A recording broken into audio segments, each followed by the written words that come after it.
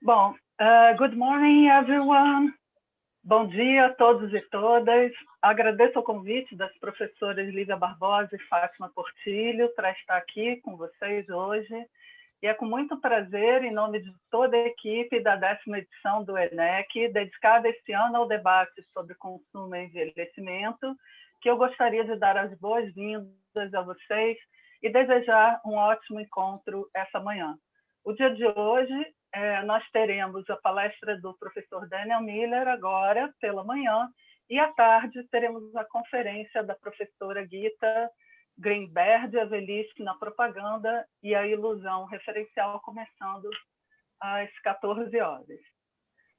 I'm pleased to welcome Professor Daniel Miller from the Department of Anthropology at UCL, University College London, to our conference. I am Mônica Machado, professor from Communication School of Federal University of Rio de Janeiro, and I would like to introduce Professor Flávia Galindo from CPDE at Federal Rural University of Rio de Janeiro. We will moderate the session. Daniel is here today to present the project Anthropology of Smartphones and Smart Aging. Daniel, if you may me excuse, I'm going to introduce you in Portuguese now, okay? Bom, Daniel Miller é professor, então, como eu falei, do Departamento de Antropologia da UCL. Atualmente dirige um projeto financiado pela European Research Council, intitulado The Anthropology of Smartphones and Smart Aging. Ele vem hoje à 10ª edição do ENEC dividir conosco preliminarmente esse estudo. O Miller se formou em arqueologia e antropologia no St. John's College da University of Cambridge. É um autor muito prolífico, com mais de 30 livros publicados, alguns em coautoria com seus orientandos e colegas. A sua publicação teórica inicial é o livro Material Culture and Mass Consumption. E a sua obra é atualmente disseminada em diversos centros de pesquisa em universidades brasileiras, em função da presença forte de pesquisadores brasileiros em seu time, onde eu me incluo. Eu acredito que nós teremos uma manhã muito proveitosa e vou passar agora já a palavra a ele. Eu queria pedir inicialmente a que todos os participantes do Zoom, por gentileza, fechassem o microfone para que nós não tenhamos ruídos durante a exposição dele, tá? So now, Daniel Miller, the floor is all yours whenever you're ready. Well, thank you very much indeed.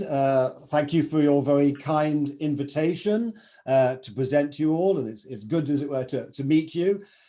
Obviously, we would prefer to be face-to-face, able to go for a drink, etc.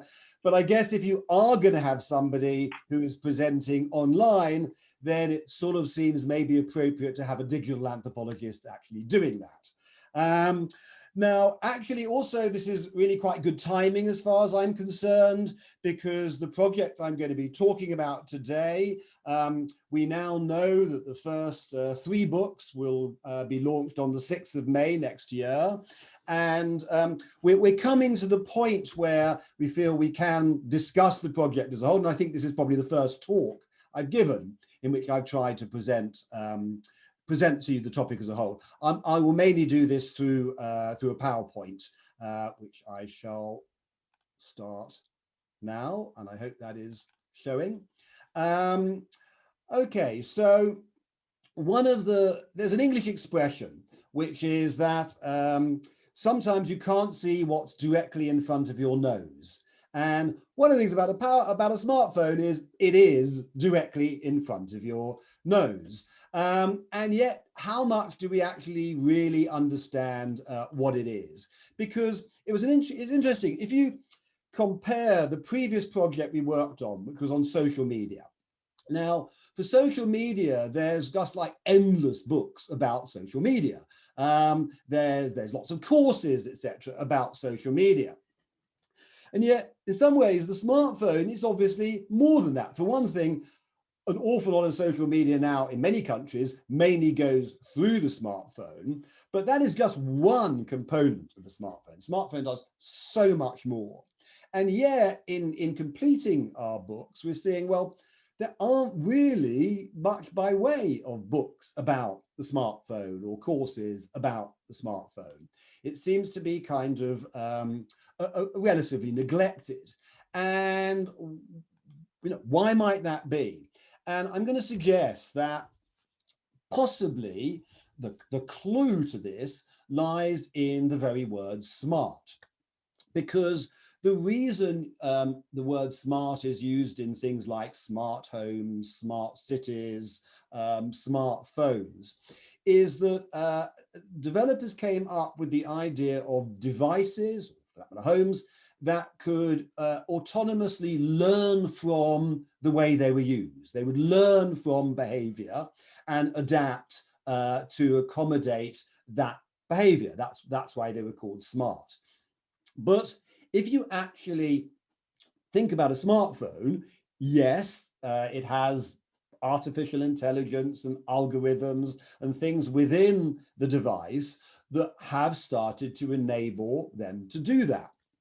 But actually, in practice, when you try and work out what a smartphone becomes, then that is really not very important. What is vastly more important is the way we, the consumers, actually transform those phones.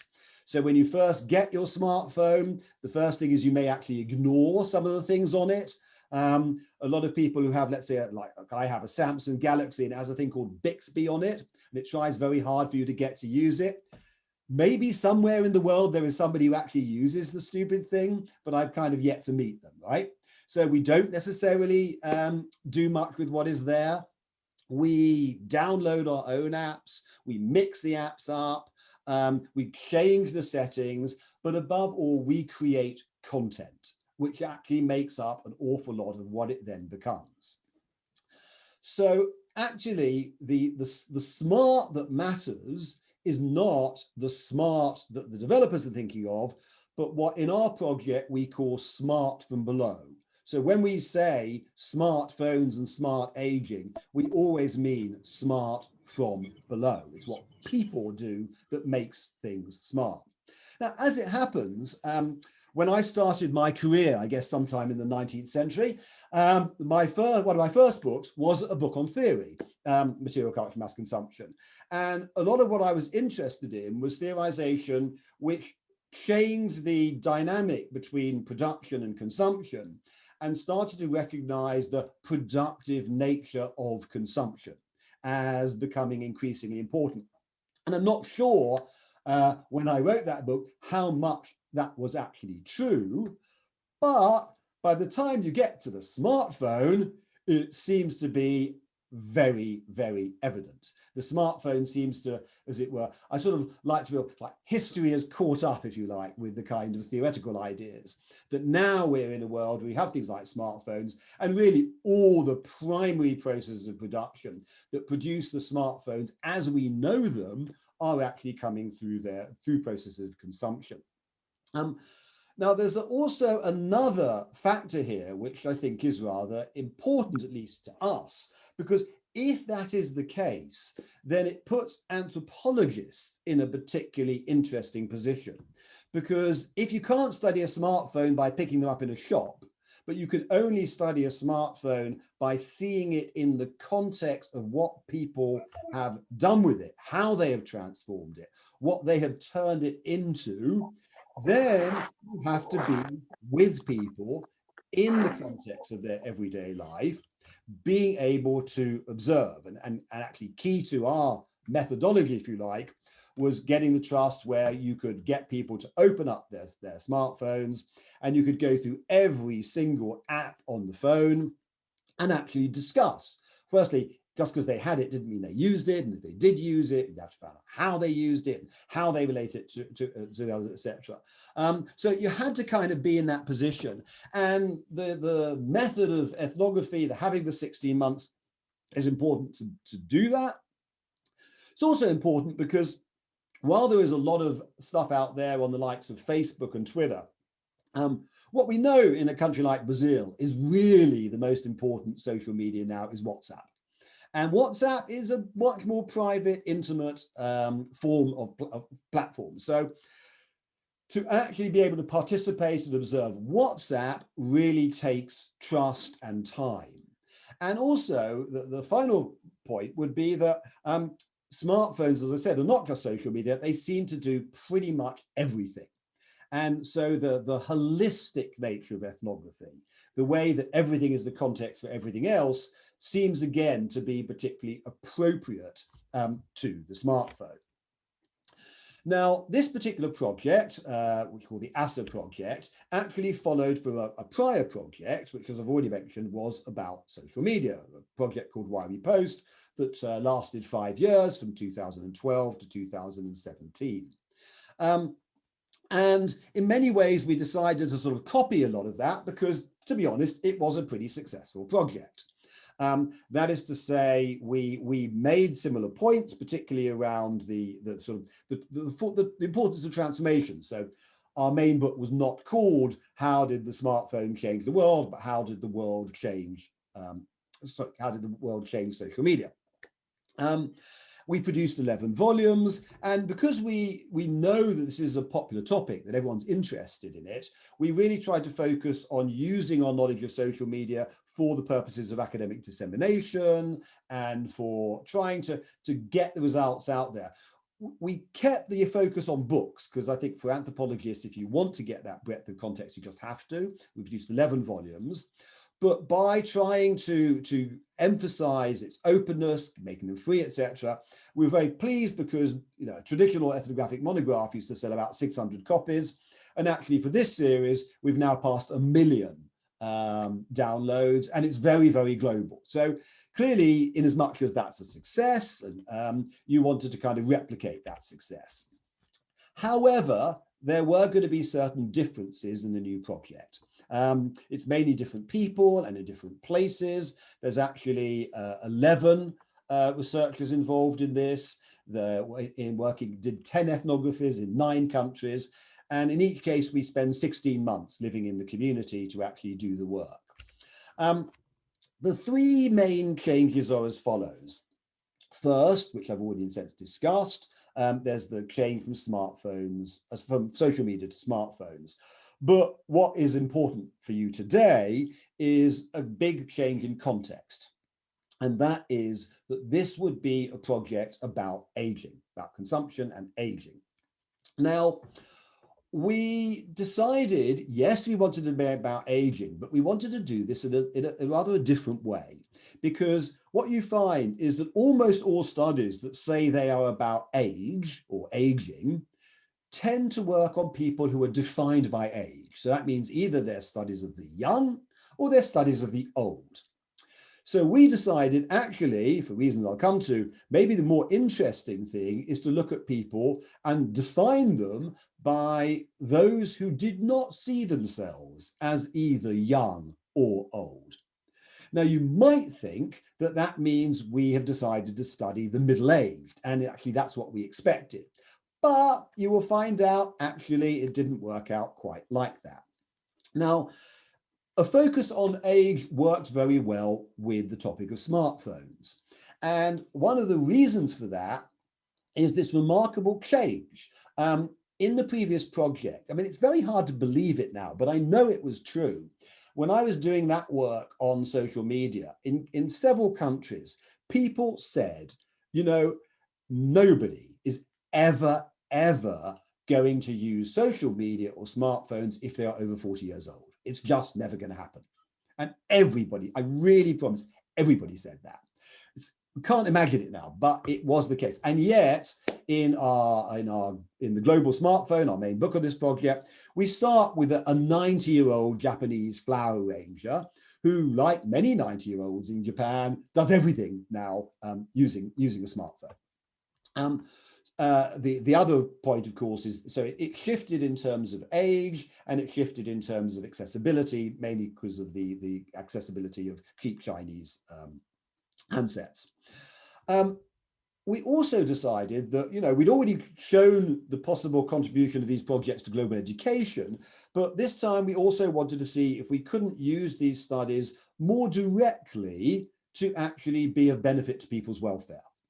So we decided to have what used to be called a more applied component.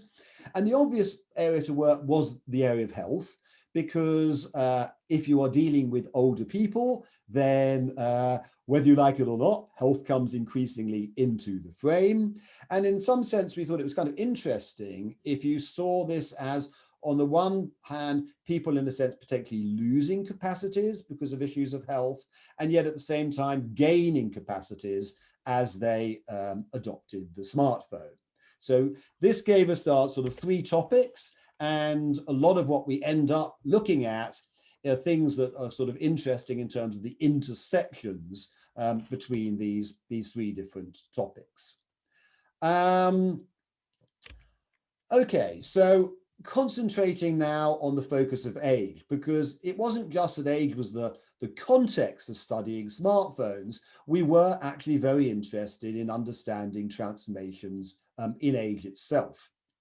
And in some ways, this kind of builds on what Frank Trentman was talking about a bit yesterday, because we find that there have been very, very significant and really interesting changes in the very experience of aging, but that will vary from country to country. So at one hand, you have what you might call, and obviously these are big generalizations, the traditional idea of aging, which in many respects makes it into a cultural phenomenon. Now, if we look at our population of Palestinians in Al-Quds, this would largely be still true today. And what I mean by that is when people get to a certain age, and it can be as young as say 40, they change, they become seniors, they wear more certain different kind of clothing, they have different kind of behavior, different kind of expectations, etc. And so you enter a category which you can call old. And I think Frank maybe mentioned it yesterday. You know, you think of the Beatles talking about when I'm 64 on a rocking chair with grandchildren by the knee. I am actually 64. You know, all that. And the Who singing, you know, I hope I die before I get old, etc., etc. So getting old was a thing. Now, if you look across our sites, when you move to something like Italy, you can see they still have categories around aging. So the notion of the Italian grandmother, the nonna, is still there, but actually she's gone really digital. I don't have time to go into that, but there are many changes in what's going on. But if you move still further, you are finding in one of the field sites I will talk about a lot today is a Brazilian field site in Sao Paulo, and it's work by Murilia Duque. And in some areas, her work was quite similar to my findings, and I did my field work in Ireland. And here, you really did see radical change. And people would explain it in terms of their own experience. What they often said is, you know, I thought when I hit 60, my 60th birthday, I would get old. Or I thought when I got to 70, or I thought when I got to 80, I'm going to get old. And they kept saying, but it just didn't happen. They don't change their clothing. They do not change their behavior. They do not change their sense of the world. What they see is simply continuity. So when we thought we were going to be studying the middle aged, well, if people in their 80s still do not see themselves as old, clearly it wasn't the case, right? It was actually aging is a great swathe of people going up to a much greater extent. Now that was important also because obviously it meant that it is in a sense the first time you could study the smartphone without thinking of it as a youth technology, right? As it wasn't just anymore just, you know, selfies or whatever. This was something else. And actually, in a way, it goes even further than that, because I would say, I mean, obviously, if you're studying aging, you expect that that's people growing kind of, you know, getting older.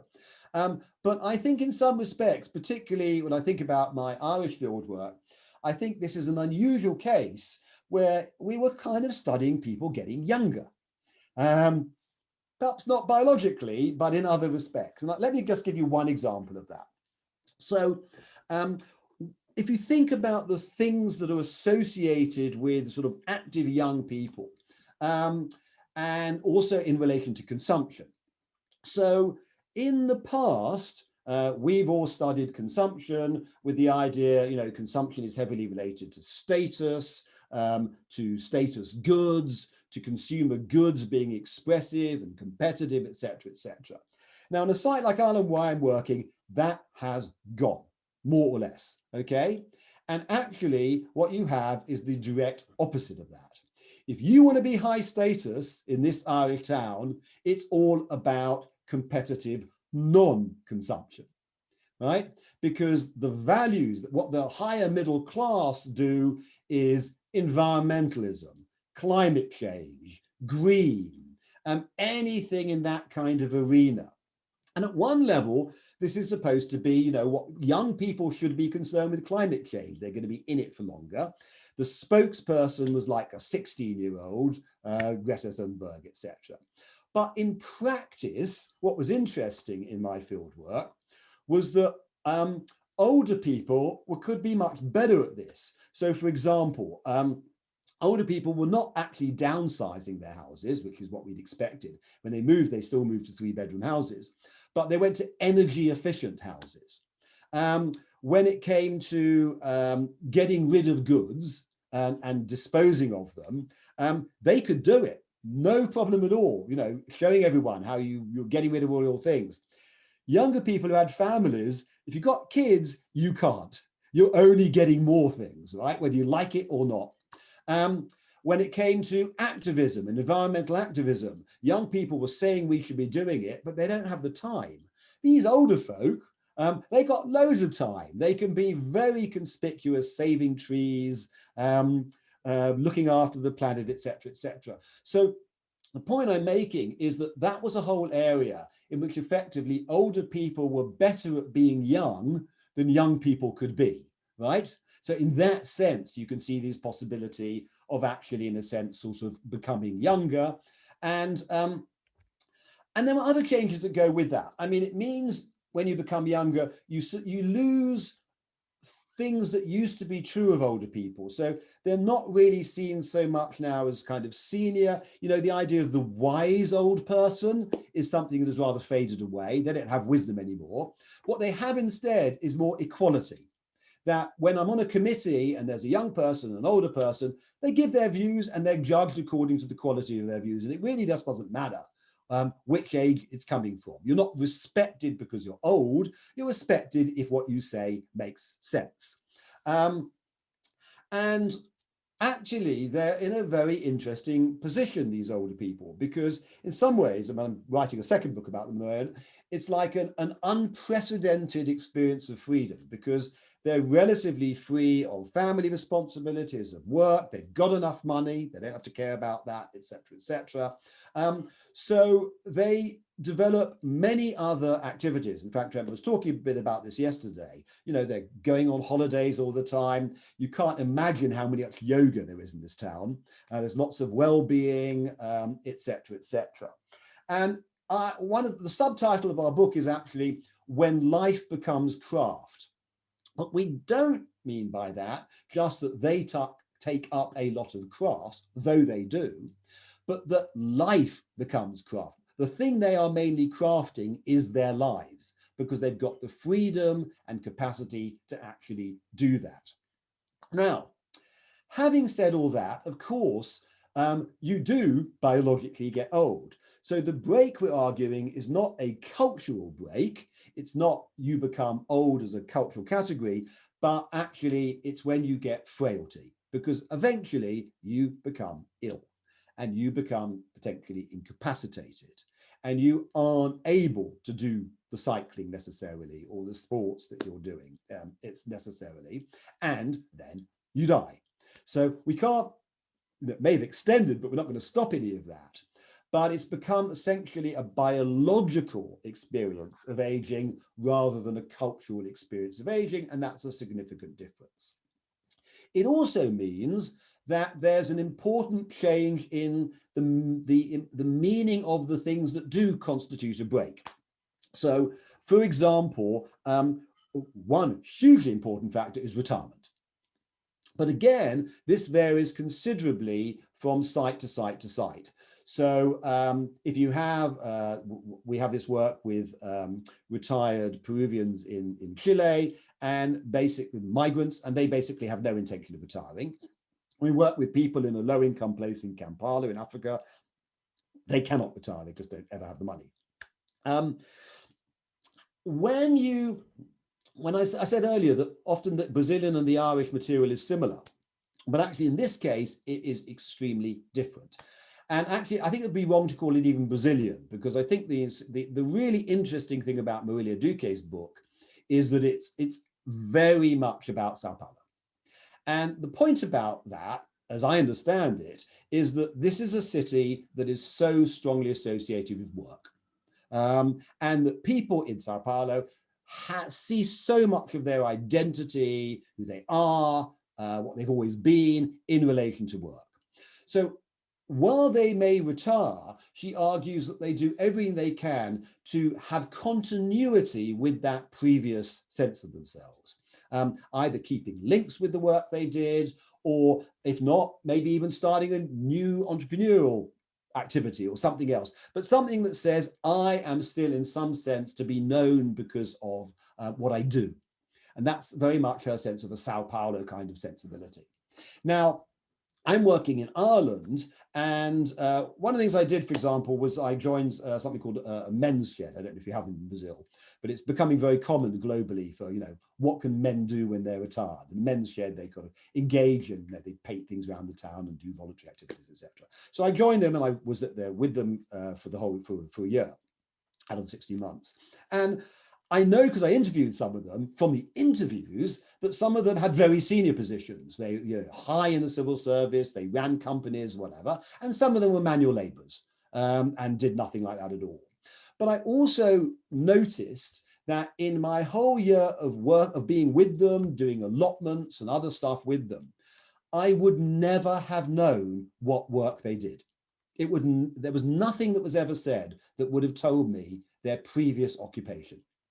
And it shows that for them, it is a break, a total break. You create, as I said, life becomes craft, and you create something new that you simply never had before. So retirement's important, but it can be very different in place to place. So into all that now comes the smartphone. And the smartphone is interesting because in a way it has two diametrically opposed contributions to make.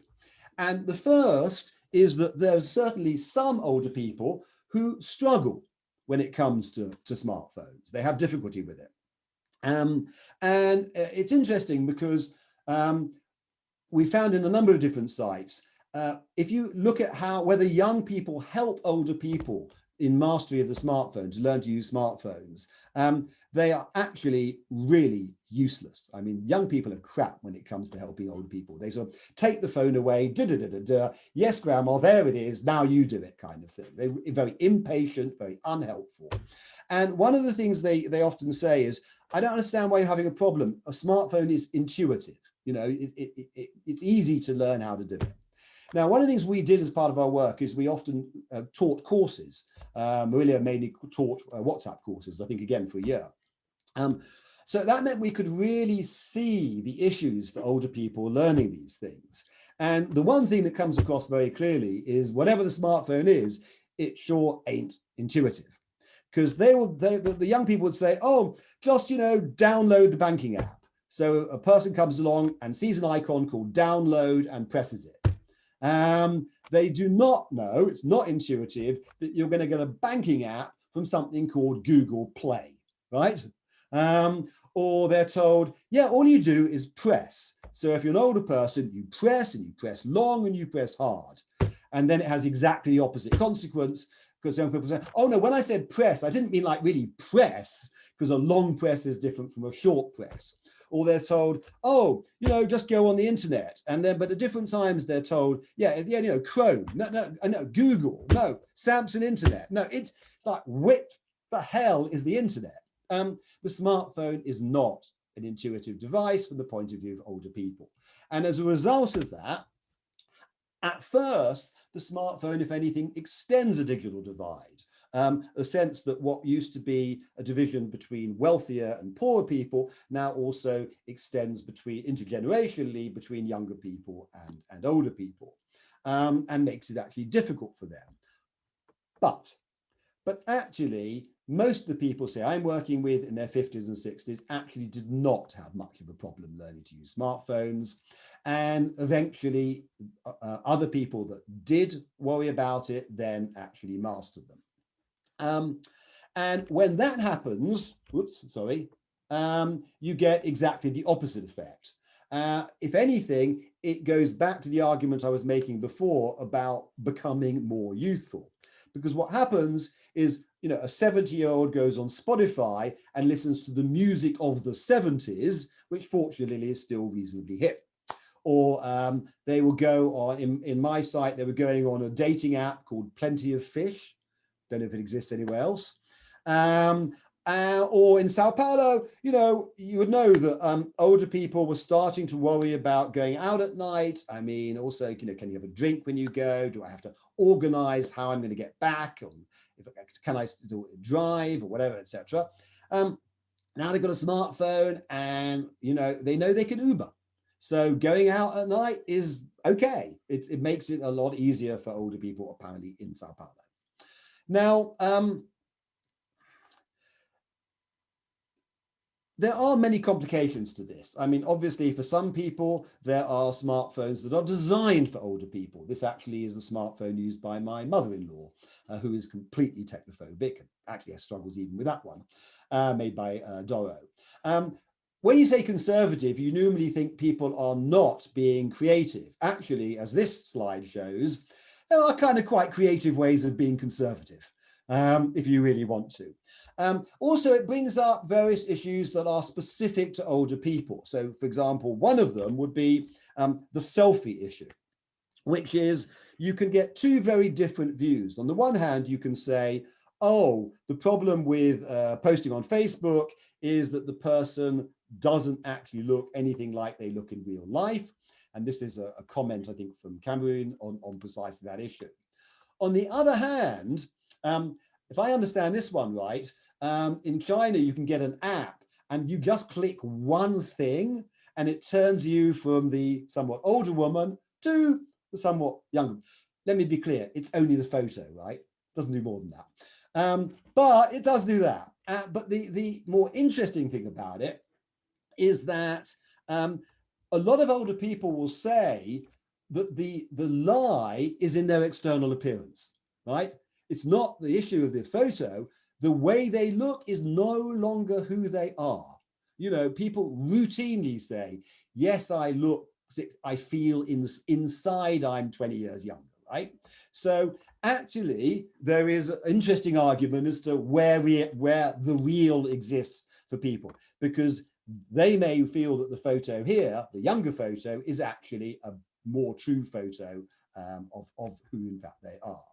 And this area of conservatism, the other point I'd make about it is that we tend to assume, and I do mean assume, that older people will be conservative or will struggle with smartphones, and that it's kind of naturally a young person's thing. So it's great in anthropology when you have exceptions to that. And the big exception for us is China. Because in England, say, the classic line is older people turning around to young people and saying, you're spending all your time staring at the screen, you don't even talk to me anymore, and this is, ridiculous, it's the, why can't we actually have a proper conversation anymore, these terrible young people. In China, you're quite likely to get the other way around. Young people turning to older people and saying, you spent all your time on the smartphone. You just don't, I'm sitting with you. I came to take you to a restaurant and you're spending all your time in the smartphone. Why aren't you talking to me? And the reason for that lies in the history of the experience and history of these people and the politics of China. These are people who came through the Cultural Revolution. They have a strong association with the aspirations of Chinese Communist Party and modernity, and they understand their duty as a citizen is to help China overcome other countries in terms of technological proficiency. So they are doing their duty by being in the vanguard of smartphone use. But what I think matters is not so much that, but it shows that there's the possibility, right? Older people don't actually have to be the left behind. They can be the ones in front if the cultural circumstance, the politics, and the attitudes make that possible. Because we don't see it, we assume it cannot be the case. Okay, so find my place again. The end result of this, as I said, is going to be a whole series of monographs. The titles of our monographs are going to be aging with smartphones in these various places. What I want to do briefly, though, now is something that relates not so much to age specifically, but in our work, we have tried to gain a more theoretical, a rather different understanding of what the hell a smartphone actually is. And we have a whole series of new perspectives on this, and I'll just mention them very briefly. One of them is the idea that the smartphone is actually not simply a device we use, but you have to understand it more today as a place within which we live. And that's why we call it the transportal home. One way of seeing that is you're probably used to the phrase the death of distance, but actually with the smartphone, it's more like the death of proximity, because there's somebody sitting right next to you, again, possibly in a restaurant or at home, wherever it is. And although they're sitting right next to you, it is kind of obvious they are not there. And the reason they're not there is they've gone home. Right? They've gone back to their transportal home. And in their home, they're busy banking, talking to other people, organizing their lives, or whatever it may be. The kind of things they would do in a home. And actually, it was very interesting how often people use direct analogies. So in the various languages in which we work, when they talk about clearing the phone, the smartphone, or cleaning the smartphone, they almost always use the same terminology as the domestic home. So they also, in a sense, see it that way. Having said that, the implication of this will be different for different groups. So obviously, if you're, say, a migrant, then the fact that you have separated out a natal community in Egypt or the Philippines, wherever you're from, as opposed to the family you have now in Milan, where you're living, it gets resolved in the transportal home. Everybody is in the home together here. If you look at it from the point of view of young people, actually, in many of the field sites, young people now have difficulty being able to afford a home for themselves. And therefore, it's particularly important that if they can't buy their own house, at least they have a home of their own, which is constituted by the smartphone. But there are also specific issues for older people. Older people, if they do become obviously more immobile or lose capacities, etc., then the smartphone becomes important to them.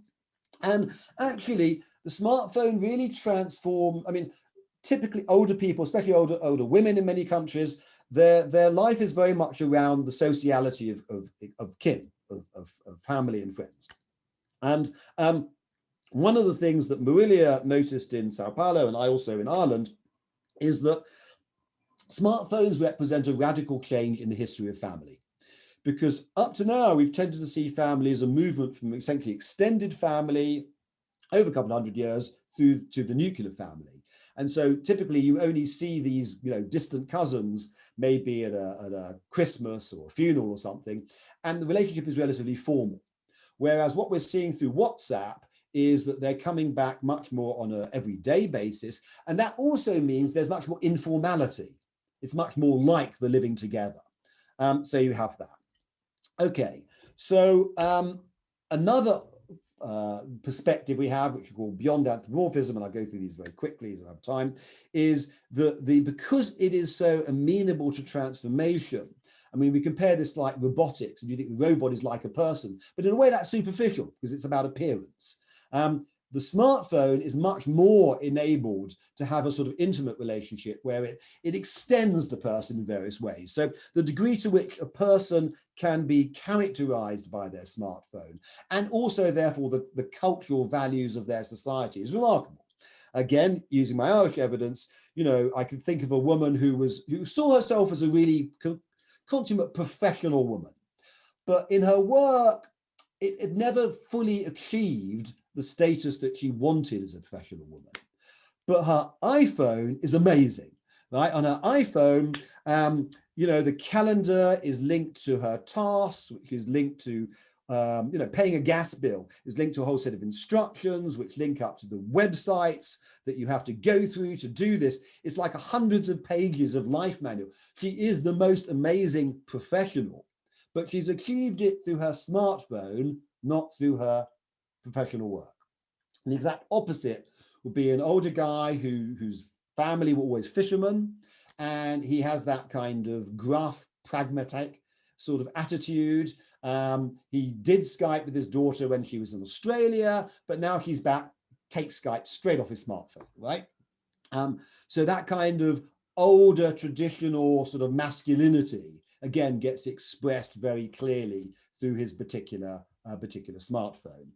Another perspective we call perpetual opportunism, which is the fact that the phone is always with you transforms your relationship to the world in a number of ways. A very obvious one would be something like photography. So you get the development of what we call functional photography, where essentially if you go out to a library or to see a notice board and you see something you want to record, you record it as information and take the information back with you, which is, and because you can, because it's with you. And the similar would be for, you know, Instagram worlds, et cetera, et cetera. But in many other sectors of life, we found this notion of perpetual opportunism important.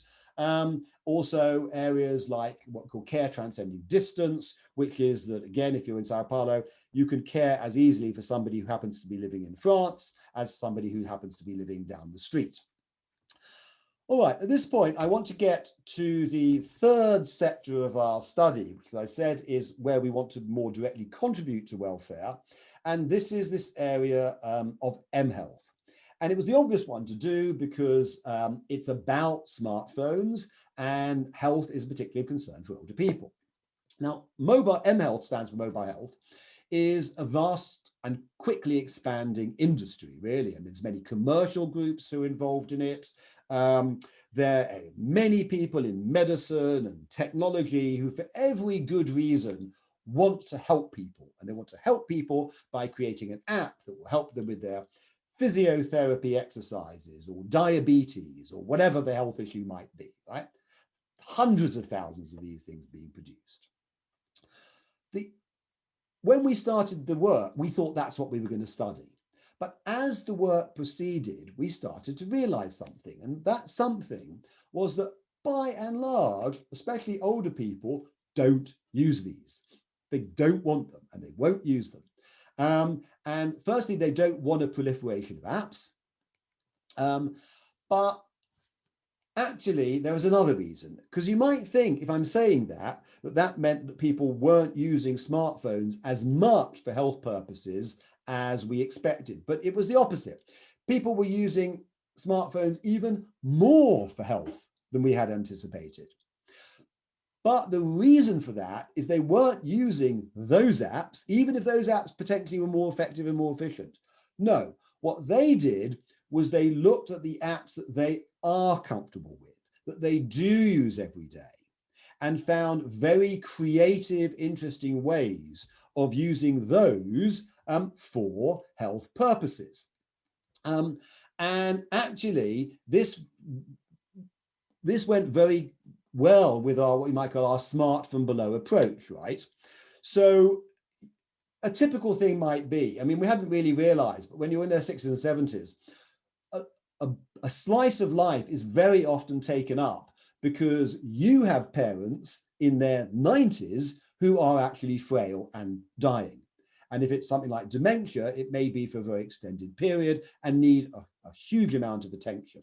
But even without that, I mean, I'm sure everybody recognizes that as soon as anybody becomes seriously ill today, the first thing that tends to happen is you form a WhatsApp group to coordinate the support for that person. And we see this right across. And what Marilia Duque did, and did really well, was she saw this. And so she said, okay, working in Brazil, what I'm going to do is she looked at doctors and nurses and patients and whoever they were and said, let's find the really creative and interesting ways people are using WhatsApp for health. Explore those, document those, and then instead of creating a different app, create a manual of how you can use WhatsApp for health. So she did that. It's about 140 pages. It's in Portuguese. I think it's published by SBM, and we also translate it into English. So it's also available in English on our website. And so this is Smart from Below. This is where you don't impose things on people. You learn from their adaptations, their creativity, and then spread the world to other people. And these are simply excerpts from her manual, explaining how you can teach somebody to use WhatsApp for health purposes. And in fact, each team member took on a kind of project like this to try and see what we could contribute. So give a slightly different one, but again, it's WhatsApp. Alfonso was working, he's an Argentinian working in Chile with Peruvians, I'm afraid. But actually, he works specifically with these in this oncology clinic in Santiago. And as we try and do, he's not like going for the obvious, the doctors or the patients.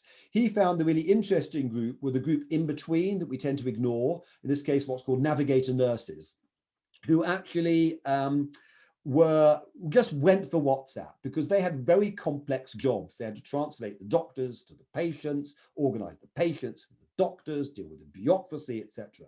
And they just found that WhatsApp worked for them in really making enabling them to carry out their work much more effectively than before. Now, I don't want to suggest that every one of these is kind of positive. Everyone increases your capacity. So very briefly, I'm going to give you a example which doesn't sound like that from my own work back in Ireland. So one of the other major ways in which smartphones are used for health is in Googling. I'm sure everybody does it, right? Google for health information. And it sounds like that's an equalizing process because everybody now has access to the same information, right? But when I actually researched Googling for health information, I found, again, something very different, which was one of the main effects of Googling for health information is that it actually exacerbates class differentiation in that society. Now, why is that? What you find is that there's half the people, and they've gone to higher education, they've probably done a dissertation, they know about research. When they Google for health, they would look for the Mayo Clinic from the US, they'd look for the NHS from the UK, they might even get back to the medical research papers that lie behind this. So if they were reasonably well informed, they get better informed. By contrast, the people who didn't have that kind of educational background, when they Google for health, they tend to say the things that come up near the top. Very often these are commercial. Basically, it's people trying to sell them something, or a lot of them are basically things going out which are being spreading anxiety. Basically, whatever symptom you've definitely got cancer, right? And actually, seeing a lot of really problematic websites. So if the better informed got still better informed, the people who were ill-informed got still more misinformed, exacerbating that kind of class difference. So it's not that everything is positive, but the point is this is the stuff that matters. Because when it comes to older people and health and smartphones, it's WhatsApp, it's Googling, it's YouTube. That is really what counts. very briefly, obviously, we followed this through later on to what's been going on with COVID. One of the findings of our research was what we called the fine line between care and surveillance. And that's because when you're looking after, you say, your 90-year-old parent or whatever, on the one hand, you find smartphones are great for organizing care, but then the 90-year-old still may care about their autonomy. They don't necessarily want this degree of surveillance. So actually, that's what we meant when we talked about the balance between care and surveillance. Along comes a pandemic, and one small finding becomes a very big finding, because one of the things that's been really interesting over the last 6 months is the development of things like track and trace technologies, where on the one hand you say, oh, it's the development of a technology, so therefore it ought to be the same wherever you have it. But if you like, I think the last 6 months have in some ways been a vindication of anthropology, because actually the response to the possibilities of track and trace could not be more diverse when you look across the world. Like, no two countries seem to be the same. And the reason for that is that, sure, it's a technology, but underlying it is this question of the balance between care and surveillance, and that is a moral cultural question, right? Not one that simply defers to technology. And you see that in the last 6 months in terms of the diversity of the way these have responded to.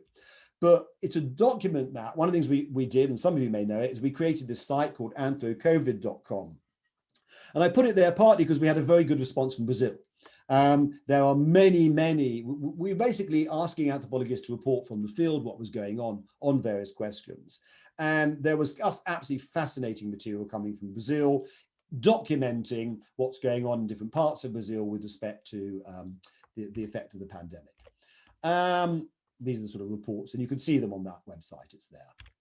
Okay, that was the other one. Doesn't matter. I think I've got to stop now. So let me conclude.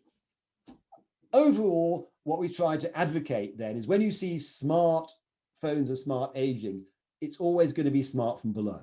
It's, again, we respect the creativity of people. And what they are doing and what we can learn from that. And that is especially true of older people. It's they are the people, in a sense, almost have now in places like Ireland, more affluent, not in poorer places, but in more affluent areas, the ability to, as it were, not just do crafts, but I've said, turn life itself into a kind of craft. And one of the examples that I gave was the way they can non-consume the younger people. Which led to that conclusion that maybe in part this is a study of people actually getting younger, not so much getting older. But also there is a consequence, a payoff for this agenda. And we saw that when we came to the likes of mHealth, in that actually we do believe that in terms of the health sector, one could save a vast amount of money, which is always a good thing, if you don't spend so money trying to create these amazing bespoke apps, and instead actually recognize that if there is something that people are already doing for themselves, you don't have all the problems of trying to work out whether they can do it, right? They're doing it. And therefore learning from these kind of what you might call the best practices of ordinary people, we would say is a much more effective source if we want to try and actually use this material for benefiting the welfare of older people around the world. Okay, thank you very much. And I will at that point come back. And I can't hear you now. Why would that be? Oh, no. Okay. Thank you, Danny. It's a wonderful presentation. And I'm wondering about when you writing The Comfort of People, the book, you think about this project in that moment, isn't it? Yes. Well, I thought about, sorry, I particularly, it raised the issue of whether we could actually not just write, not just critique, but actually directly contribute to people's welfare. I just didn't want to be just criticizing. I wanted to actually do something that helped people. Could you briefly talk about that book, The Comfort of People? Yeah, I mean, I think that's related. Yes. I didn't mention it today. The last book actually I published was, prior to this, it was part of the Why We Post project, but it was a study in hospices. The hospice movement actually began in the United Kingdom, and it was a revolutionary movement because it really transformed the understanding of dying. And one of the things I really like about the hospice movement is that it showed how you can transform things without any technological change at all, just by a change in attitude. Because what the hospice movement said is, yes, you are dying, but the kind of old metaphor that because you're dying, it's not worth, in a sense, investing in you. You know, we invest in children. Mm-hmm. Forget that. This could be, why can't we make this the best part of your life that we can? You know, maybe this is the time to do things you've never done because it's the last time you can do it. So it really created a much more positive, kind of like upbeat relationship to dying itself. And I think hospices are great. Let me be clear. And the book shows this. But it also brought up a number of issues. I mean, something I haven't discussed today, but I'm writing about a lot in other papers at the moment, is I think it was where I saw the real dangers in the current obsession with privacy. Certainly in the UK at the moment, everything is about, you know, the question I will always get is, are you protecting people's data? Are you protecting people's privacy, et cetera, et cetera? And actually, one of the things that came from that book is the single most harmful thing that was going on for these people that were dying was a result of the obsession over confidentiality. They would have been much, much better off if we'd been much more relaxed about confidentiality, because people were not sharing the medical information they needed to share. So all sorts of other issues. So lots of things came from that book, but the one that's most relevant here is, yes, I mean, at the end of it, I tried to make suggestions to the hospice movement as to how they could use new media. So it was the first time I've really been involved in a more applied project where the responsibility is to use these works directly. And then when it came to this new project, we decided, I mean, and to be honest, I'd like to go, if anything, even more in that direction. I do think we have a responsibility to try and actually use our work, if possible, to people's benefit. Okay, now we have some questions from the audience, and I'm going to read one. It's from my colleague, Ilona Strausenberg, and she asked, did the pandemic change the attitude among elder people after they consider they belong to the most fragile groups and become very much afraid of death? In Brazil, there were many cases of serious depression. How did the pandemic impact on this feeling of being young? How did smartphones help them to go through this moment? Yeah, I mean, the first thing to say is, in a talk like this, you really have to be careful about overgeneralizing. Now, if you remember, I really said at the beginning that the smartphone has contradictory effects. There are many people that struggle and were not able eventually to use smartphones. They gave up. And actually, they are intimidated by and oppressed by these new technologies. Whereas, as I said, probably the majority, it's the other way around. It facilitates.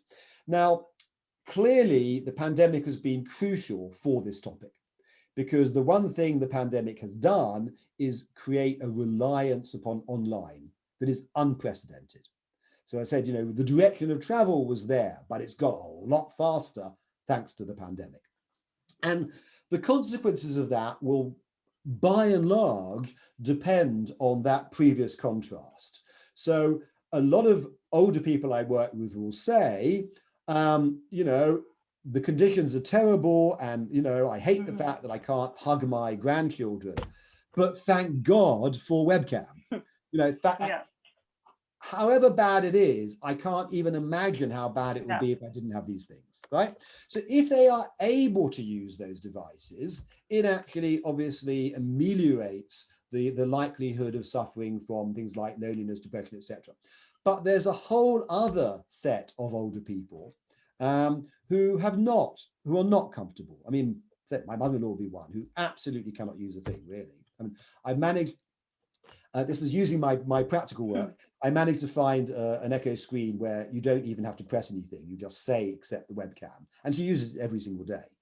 And she would see it as a kind of saver. Because I think without it, she would be totally depressed.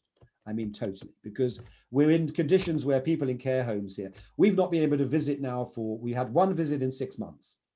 This is somebody who's been in a care home. And surely you would expect that people in care homes who cannot be visited at all, if they do not have confidence in the ability to use these technologies, how could they not be suffering? How could they not be depressed? Because the conditions are awful. I mean, it's like we've never had it that somebody's so isolated in this way. So the answer depends. I think that like in a lot of what I've been talking about, and it's true of a lot of things to do with economic state, etc., that the pandemic has split people. It's for those people, for some people, they can, as it were, deal with it in some respects. But people who were anyway lacking confidence or having problems or economic difficulties, generally everything has got worse, and sometimes a lot worse. Okay. I suppose that Flavia has some questions. Yes, I have a question from Patricia Pavesi. She asks, there is an intense debate around the approach of technology based on users still being guided by the discontinuity between subjects and digital objects. Is your approach around the on and offline dimensions still defensible in this context? I'm afraid I have no idea what that particular distinction refers to or which particular debate offhand, but I will guess that two things really. I mean, one, I'm not somebody who tends to work in an online versus offline. We are always holistic ethnographers. Although we studied smartphones and online, most of our work is traditional offline ethnography because nobody just lives online. So there is no digital, purely digital subject or object, as it were. It doesn't exist. For us, it is a dimension of life, and we have always treated it as a dimension of life. So I think that we are very cautious, okay, in over, if you like, fetishizing the technology itself. We see it as something highly integrated, incorporated into everyday activities. You know, technology is really about what are you cooking tonight and getting a recipe, how's your friend, etc., etc. That's what it actually is in practice. So that, I think our approach is effectively it's traditional anthropology. It's an empathetic engagement with the perspective of the people we study. If that is how they actually live their lives and integrate smartphones, that is what we try and convey in our work. And we would be cautious. I mean, the theorization that I've given is theorization around those everyday practices that can be clearly illustrated through those practices. I'm cautious about terminologies that actually would overly, I think, abstract from that, or that actually see either the technology or online in ways that I would regard as too autonomous from actually what we study, at least in anthropology, which is people do these things alongside everything else they do. But whether that answers the question, I'm not sure, because I wasn't quite sure where the question was coming from. Okay. Do you have another one, Flavia? Yes. Or I'm going to you can make the next one. Yes, okay. You can make the next one. Okay, thank you. It's from Marina Damin, and she asked, in my research, the users had some trust issues regarding me looking into their smartphones. They were young adults, and my feeling is that the young have a different relation with the smartphone more than the elderly. Do you mind sharing your thoughts about this subject with us? Yes, I mean, I think one of the points we would make is that we have a comparative set of studies, right? We have all these ethnographies all around the world. And one of the things I was trying to say is that, sure, there may be differences between young and old, but they are not the same differences. I can't generalize it. I mean, remember my example from China, okay? In England, old people condemn young people for being too into their smartphones. In China, young people are condemning old people for being too into their smartphones. So when you have that kind of contrast, you can't overgeneralize and say that particular parameter of difference is going to mean the same thing in each place. And the reasons people might be reticent, I mean, we did actually go through people's smartphones fairly comprehensively. We opened them up, we showed everything. Young people might be reticent, but there's many reasons for that. I mean, just to take one, if these are a bunch of people who've got a lot of sex pics on their phones, they might be a little bit cautious in showing you everything that's on their phones, right? I won't say I never came across these things in older people, because I did, but it was relatively rare. And I think that would be one of the reasons they possibly would be less cautious. But yes, I mean, different groups definitely have a different relationship to their phones for sure.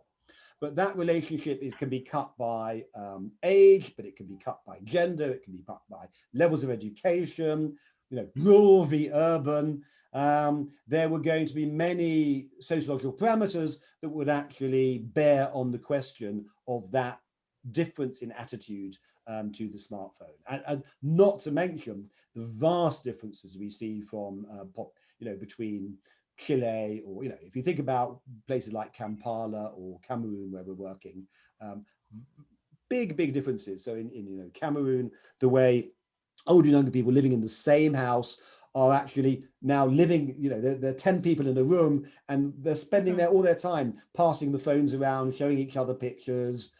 It's not even that you can say it's one person's smartphone. It's a much more shared communal kind of activity, which would be very different again. So all of these factors will bear on this very intimate relationship that is developing between people and their smartphones. Mm-hmm. Danny, in this project, you have two field sites in Africa, Uganda and Cameroon. I'm very curious because the other one in why we posted, it does have Africa in your field site. Yeah. And I'm very curious about the findings in Africa. You can talk about a little bit? I mean, one of the reasons we do have two field sites in Africa is because we didn't in the last project, right? And I would like to be, in some sense, global. So we are kind of compensating for that. I think I'll say every one of these projects is going to be a book. So, you can't cover all the things, but just to give you a couple of examples. One thing we did was we made the study in Kampala is very low income. These are in places made of, it's like a squatting area made of mud. It's really very, very low income area. Whereas the one in Yaoundé in Cameroon is middle class. So that's one of the important distinctions between them. Now, in both cases, we found things that were very dissimilar because, for example, Charlotte Hawkins, who did the Kampala study, she was expecting that, because people were saying this, young people will go into towns and are neglecting the older people back in the villages. And actually what she found was that thanks to smartphones, it's much easier to connect back to older people in the villages, and younger people were being more supportive and sending more money back to older people, so that it did exactly the opposite of what we expected. It was increasing support between younger people and older people, because where the older people were left behind in the villages and the young people were there in town, which was an unexpected finding. In Cameroon, some things are the same as Kampala. For example, I won't go into it necessarily here, but things like rotating credit systems are very, very important, and sports are becoming important, but also being middle class was often significant. So if you think of the whole tradition of Habermas and the study of the public sphere, so one of the things we observe is that smartphones are, maybe for the first time, creating a politicized public sphere for the middle class in Yaoundé, in Cameroon, where they can really discuss political developments in a way that just hadn't really been possible before. And so, we know that Habermas, etc., argued that the public sphere often developed in result of new forms of communication, And that's part of, communication studies, right? So it's still happening, but in this case, it's happening in an African context in the new middle class. But as I said, I mean, every one of these will be a book, and each chapter will have its own findings. Okay. And could you talk a little bit about you observe in East Jerusalem? Well, the work in Al-Quds is it's being carried out jointly by a Palestinian researcher and an Israeli researcher, they have elements that they're interested in terms of these health issues, because one of the problems they have is that so much of the health information is only available in Hebrew, and this is an Arabic speaking community, so they're interested in trying to improve access to health services there. But they're also, as I said, a lot of the work they're doing comes from a much more traditional model. And actually the Palestinian researcher who's on our team, she actually works for the Sharia court. In other words, she adjudicates Muslim law, and she is very expert on the interrelationship between Islam and the use of phone. What is allowed, what isn't allowed, how it can be employed in, for example, these apps that show you which way to face towards Mecca, or when the time of prayer is, and also, of course, how that reflects things like not wanting to appear on on an image when you're not wearing your hijab, your veil, etc., etc. So there are lots of kind of very interesting issues that have that are specific to that context, both in relation to the Arabic and also in relation to the sort of, the status they have being surrounded effectively by Jewish settlements, but also in terms of the way they understand religion and the way they understand seniority. Okay, I have a question for you. You have a powerful feature in your work, leading groups with researchers from different countries. In my opinion, it requires a vital knowledge of methodologies and data systematization. Take your trajectory into account. What lessons could you share with us about comparative studies and about conducting research groups? Okay, well, I'm going to contradict the questioner, because actually nobody who knows me would say I was any good at all at being A, systematic, or B, methodological, right? I'm pretty useless on both accounts. And oddly enough, what I'm going to say is that may have contributed to the success of these projects. And the reason for that is when you are working in a comparative context with people, I mean, the people who, it's not only the places we're studying, the team is just as global. I mean, there are Africans, Indians, Chinese, Brazilians who are actually doing the research as well as being researched. And actually everybody has their own kind of ways of doing it, and their own their own kind of interests, etc. So if I was a very systematic and methodological person, I think I would get into a lot of difficulties, because actually what this requires often is flexibility, and a sense that I think the advantages I've tended to have is actually, firstly, that I'm not only bad, I'm bad at method, I'm bad at systematic, I'm also a terrible leader. People who know me think I behave like a 66-year-old. I'm not very mature, and they all think they are more mature than I am, and actually it creates an equality. And one of the ways I do my research is, although we have professors and PhD students and postdocs, we are completely equal. It's a team. Everybody has equal responsibility. I mean, the most successful book that came out of the last project was not my book, it was a PhD student, Xinyuan Wang. Her book did much better than my book. And I think it comes out of a sense that we're all in it together. What I'm probably good at is enthusiasm, right? I really think this is important. I really think what we're doing is very worthwhile, and I really care about it.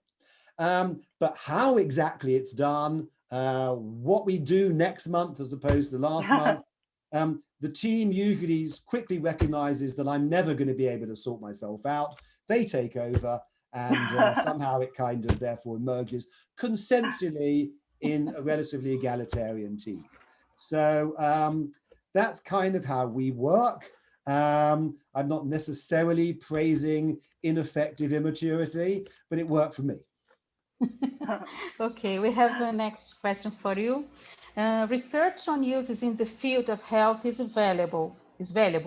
However, there are appropriations for political purposes quite evident in Brazil. What concerns the relationship between the elderly and computer advertising, political marketing, and smartphones, since they are central to the political participation on this segment in Brazil, especially by messengers, WhatsApp, and Telegram? Yeah, I mean, I think that the point we would make is this. Of course, that is the case. And I actually, when you say political, I would put in the frame commercial just as much. There are two massive forces involved here, and they're as big as each other. You know, when we worry about surveillance, we worry about surveillance capitalism in the same way we worry about the surveillance state. They are massive. They are, in certain cases, including yours, autocratic and extremely problematic. And I think we acknowledge those. We critique those. We put them into the frame and understand how they have consequences for what we're studying. But in an odd sort of way, I would say precisely for those reasons, there is value in the approach that we are taking. Because in Smart from Below, we are, as it were, relatively speaking, below the radar.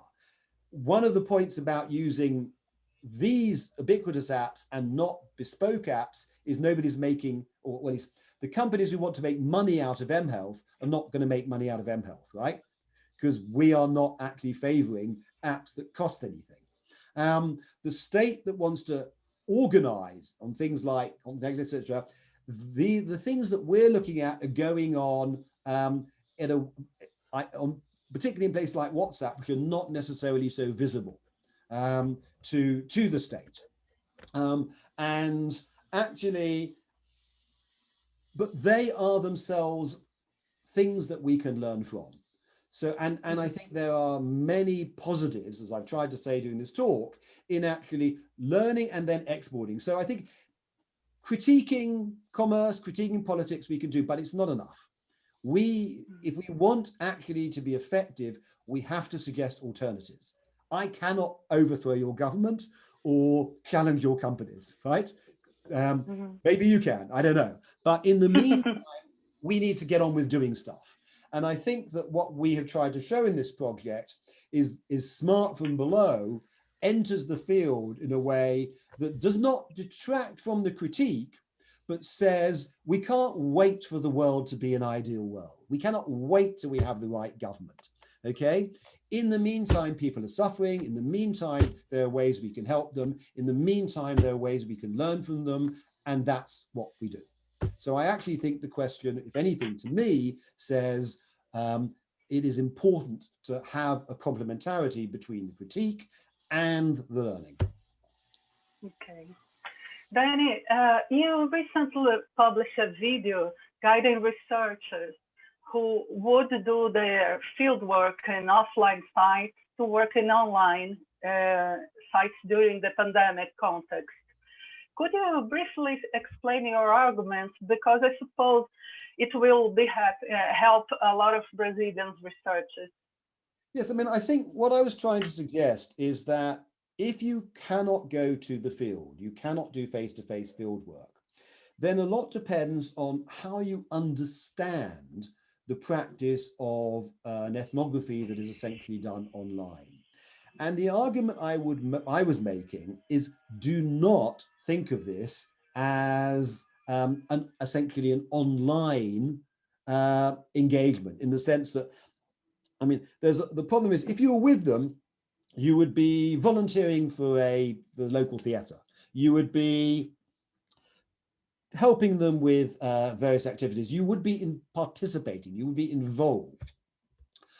When people can't do that, they think, oh, well, online, maybe all I can do is like webcam interviews. right? And of course, you would have done interviews if you were offline as well. So you can do the interviews you do online as you could do them.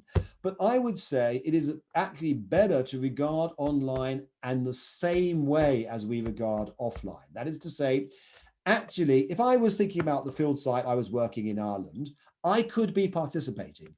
If there's a group now that was doing a craft activity, and now they can't do it face-to-face, they're having to develop online.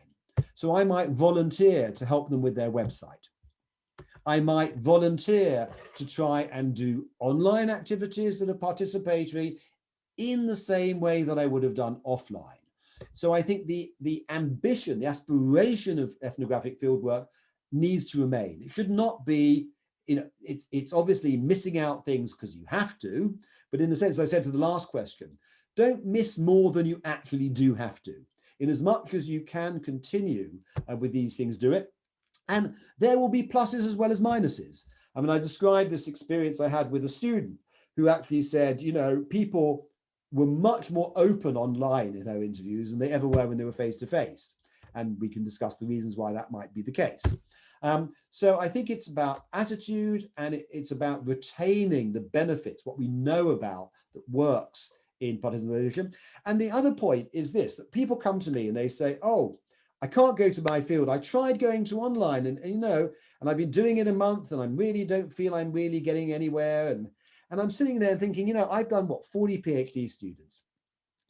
I don't remember any who in the first 2 or 3 months thought their fieldwork was going well. It's always terrible. You never have made the friends. You've never got the connections. You've never engaged in the way that you thought. There's a reason you spend 16 months. So if you want to compare the value of an online ethnography to an offline ethnography, let's see when you've done it for 16 months and you've tried to do participant observation, because my guess is if you did do that, you would end up with an ethnography, and probably a really interesting one. That's what my video is saying. Mm-hmm. Okay. Next question is from Ilana. This manual is really very interesting. It would be important to spread it among doctors and professionals who work in public health and deal with aged people. Why do we really have the habit of using smartphones for healthcare? Okay, I am delighted with your question because you can help us. We agree. We think we have something important here for health services. The problem is we are not particularly well connected. I don't know many people working in health services. A few friends of mine are doctors, and that's about it. But if you look at this manual and you think it is valuable, and in your case, it is after all in Portuguese, right? Everything we do is free. Everything we do is Creative Commons. You don't have to ask us. Take it and give it to anybody in the health service that you think can benefit. Because I think that's what we need to do. We need to work together actually on taking our academic results, and when we think they're worthwhile, we all have a problem in getting people outside to acknowledge the value of what we do. All right, that's a common issue, and we need them to acknowledge the value of what we do. We won't get funded for much longer, right? So I think that we are very happy to work with any of you and you can contact Marilia at any time. And if you know people that you think would benefit from this, or if you want to do it yourself, obviously we would be absolutely delighted to see this thing actually, because we believe it could potentially have benefit, but you're absolutely right, it won't unless doctors know about it and patients know about it and nurses know about it. So please do spread the word.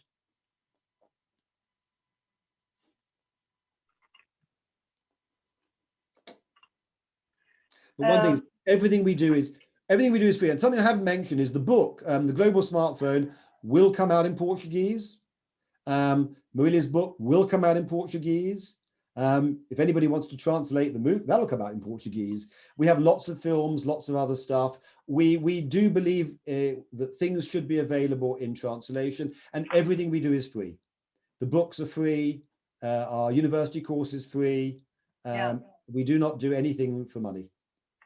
It's interesting to share the link to the to the why we post project and us as well in on chat. If you can put it, I think it's better then. Okay. Okay, I'll let somebody else do that for now because I'm not sure where I am in this. I suppose that our time is up. Flavia, do you have any questions? Or Livia, do you have something that you want to do? No? Okay. And so on behalf of the entire ENEC group, I would like to thank you, Danny, for your generosity in sharing your research and your time with us here. You know, we have many followers in our scientific community in Brazil. You will always welcome here, and we hope to see you soon. And we would like that you wait a little minute because we are gonna stay with you, me and Fatima and Livia and Flavia as well. Okay. Can I also thank you very much? I've always had this very strong friendship and support from many people now in Brazil, and I look forward to that continuing, you know, as long as possible. So, and thank you very much for the invitation. Ok, eu queria muito agradecer ao público que participou muito no chat, tem muitos comentários, muitas perguntas, inclusive algumas que não foram possíveis, né, da gente fazer aqui. Foi uma experiência muito bacana, né, compartilhar esse projeto com o Daniel. E a gente espera que vocês possam voltar na parte da tarde, às 2h tem a palestra da Gita. Então, eu vou encerrar agora e foi um prazer, junto com a Flávia, mediar essa participação do Daniel em nosso evento. Muito obrigada a todo mundo.